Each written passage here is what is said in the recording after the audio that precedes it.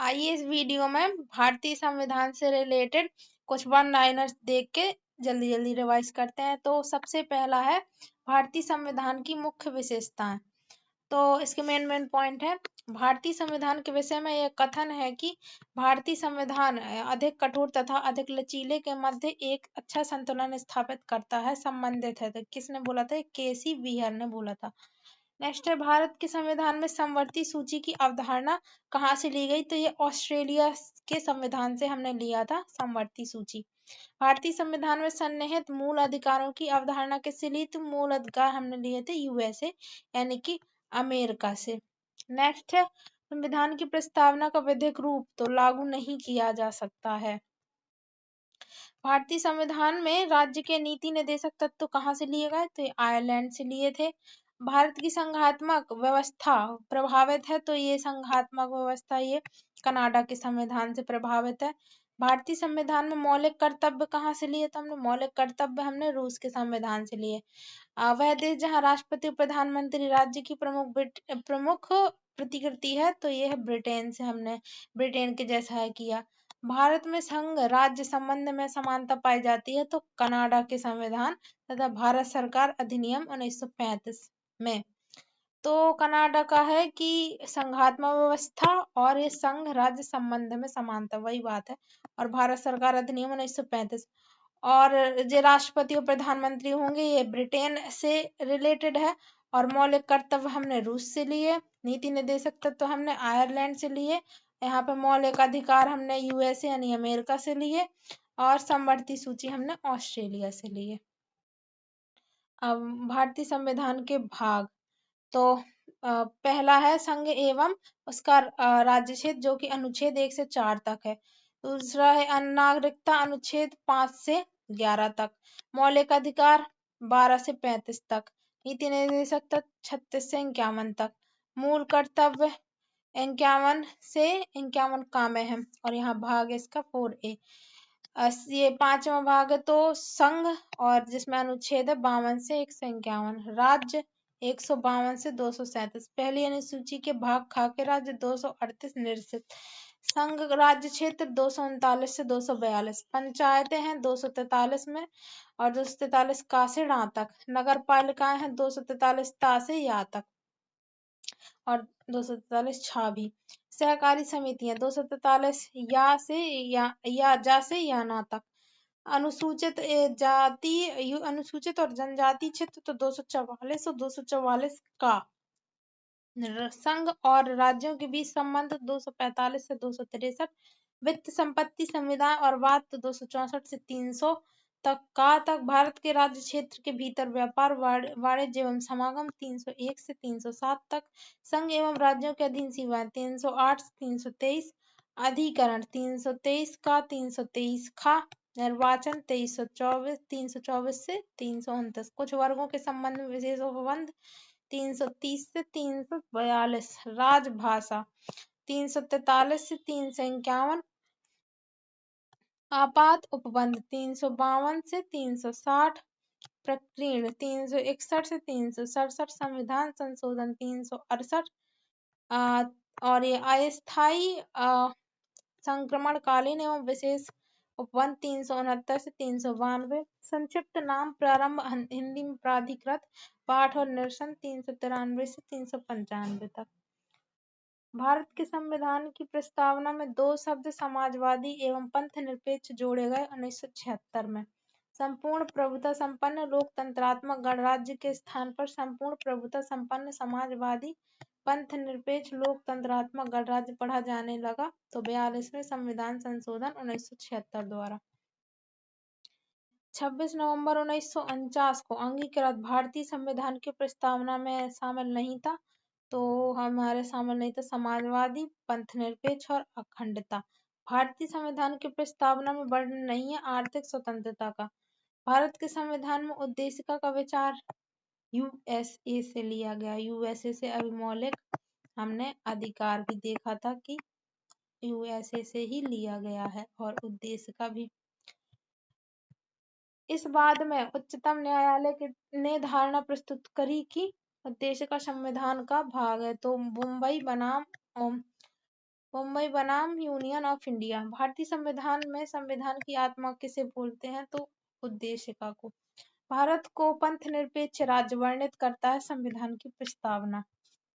भारत के संदर्भ में पंथनिरपेक्ष शब्द का सही भाव व्यक्त करता है। भारत में राज्य का कोई धर्म नहीं। भारतीय संविधान के उद्देश्यों को प्रतिबिंबित करता है संविधान की प्रस्तावना। भारतीय संविधान की प्रस्तावना में उल्लेखित नहीं है धार्मिक न्याय। राज्य के नीति निर्देशक तत्व कहाँ से लिए गए? आयरलैंड से। 42वें संविधान संशोधन अधिनियम के द्वारा समान न्याय और निःशुल्क विधिक सहायता, पर्यावरण की रक्षा और उद्योगों के प्रबंधन में श्रमिकों की भागीदारी को जोड़ा गया। तो नीति निर्देशक तत्वों में कौन से? 42वें संविधान संशोधन। 42वें संविधान संशोधन द्वारा किस अनुच्छेद के माध्यम से श्रमिकों की प्रबंधन में भागीदारी सुनिश्चित करी गई? 43A। भारत के संविधान में अंतर्राष्ट्रीय शांति तथा सुरक्षा को प्रोत्साहन देना सन्निहित है। राज्य के नीति निर्देशक सिद्धांतों में भारतीय संविधान में कल्याणकारी राज्य के विचार को सम्मिलित किया गया है। तो राज्य के नीति निर्देशक तत्वों में राज्य का नीति निर्देशक सिद्धांत जो बाद में जोड़ा गया मुफ्त कानूनी सलाह है। भारत के संविधान में कल्याणकारी राज्य का आदर्श प्रतिस्थापित है। राज्य के नीति निर्देशक तत्व में अधिकतम जनसंख्या का अधिकतम कल्याण सुनिश्चित करना उद्देश्य कल्याणकारी राज्य का। राज्य के नीति निर्देशक तत्वों को लागू करना कर्तव्य है राज्य का। राज्य के नीति निर्देशक सिद्धांतों का उद्देश्य नहीं है तो एक धार्मिक राज्य की स्थापना करना। एक नीति निर्देशक तत्व है समान आचार संहिता। नीति निर्देशक सिद्धांतों में सम्मिलित नहीं है सूचना का अधिकार। राज्य के नीति के निर्देशक तत्वों में नहीं है अस्पृश्यता उन्मूलन।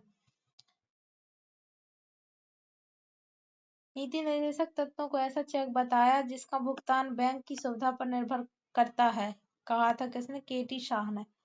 राज्य के नीति निर्देशक तत्व संविधान की आत्मा है जो संविधान के सामाजिक दर्शन को समाविष्ट करते हैं। तो ग्रेनवेल ऑस्टिन ने ऐसा बोला था। मनरेगा कार्यक्रम भारतीय संविधान में लाया गया था अनुच्छेद 43 को लागू करने हेतु। संविधान के अंतर्गत काम का अधिकार पाया जाता है राज्य के नीति निर्देशक सिद्धांतों में। राज्य के नीति निर्देशक तत्व के पीछे बाध्यकारी बल है लोकमत का। मौलिक अधिकार एवं कर्तव्य भारतीय संविधान नागरिकों को मूल अधिकार निश्चितता प्रदान करता है अनुच्छेद 12 से 35 तक। भारतीय नागरिकों के अधिकारों को संरक्षित करने में सर्वोच्च न्यायालय की अपेक्षा बढ़िया स्थिति में है उच्च न्यायालय अनुच्छेद 226। केवल मौलिक अधिकारों के संरक्षण के लिए ही परमादेश जारी कर सकता है सर्वोच्च न्यायालय अनुच्छेद 32 के अनुसार। मौलिक अधिकार कहाँ से लिए गए? यूएसए से। मौलिक कर्तव्यों को संविधान में समाविष्ट किया गया 1976 में। बालकों के लिए मुफ्त एवं अनिवार्य शिक्षा का अधिकार अधिनियम 2009 प्रभाव में आया 1 अप्रैल 2010 को। भारतीय संविधान में जैसा निहित है उनमें समानता की मौलिक अधिकार में सम्मिलित नहीं है आर्थिक समानता। आपातकालीन स्थिति में निलंबित किए जा सकते हैं मौलिक अधिकार। विदेशी नागरिकों को मूल अधिकार प्राप्त नहीं है अभिव्यक्ति की स्वतंत्रता का अधिकार। भारतीय संविधान में समानता का अधिकार 5 अनुच्छेदों द्वारा प्रदान किया गया है। यह अनुच्छेद 14 से लेकर अनुच्छेद 18 तक 14 to 18 है समानता का अधिकार।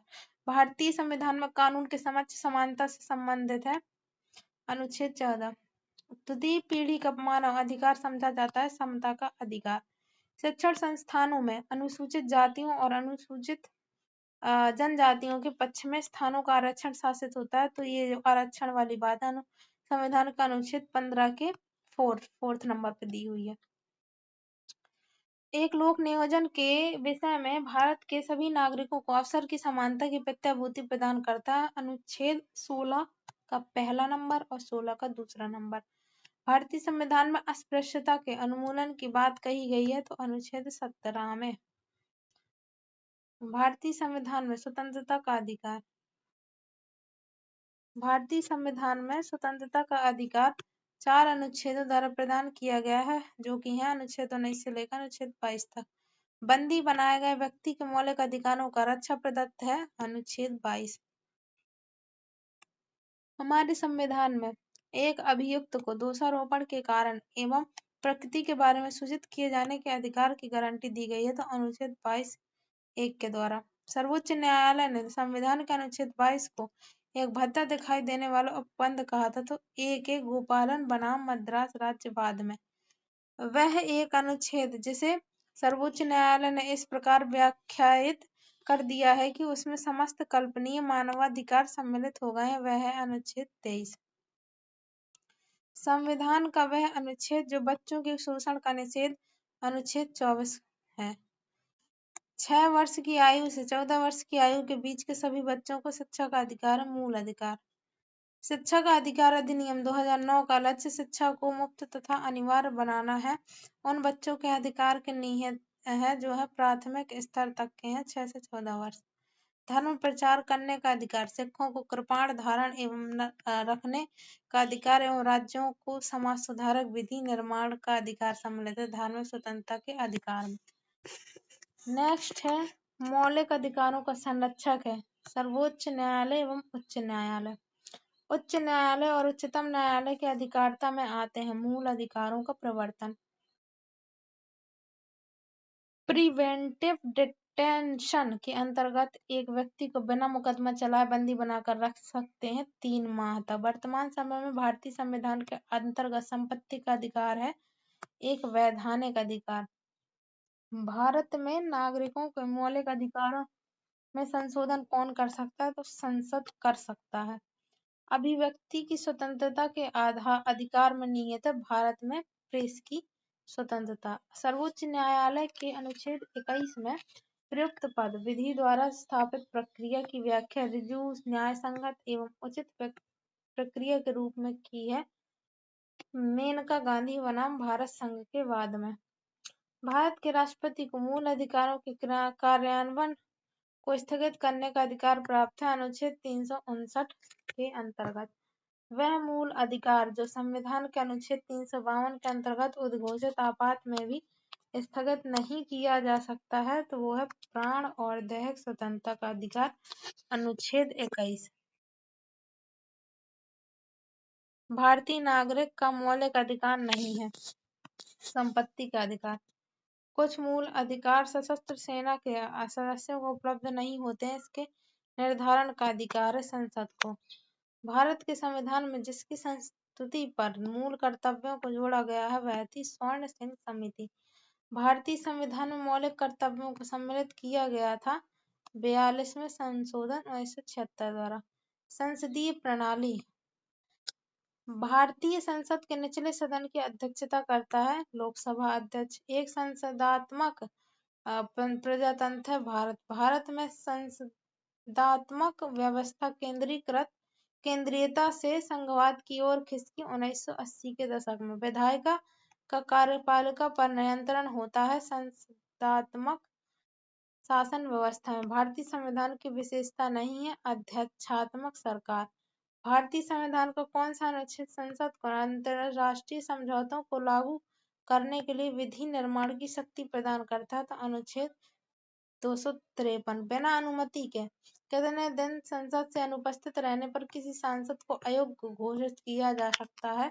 अगर 60 दिन तक अनुपस्थित रहे तो अयोग्य घोषित किया जा सकता है।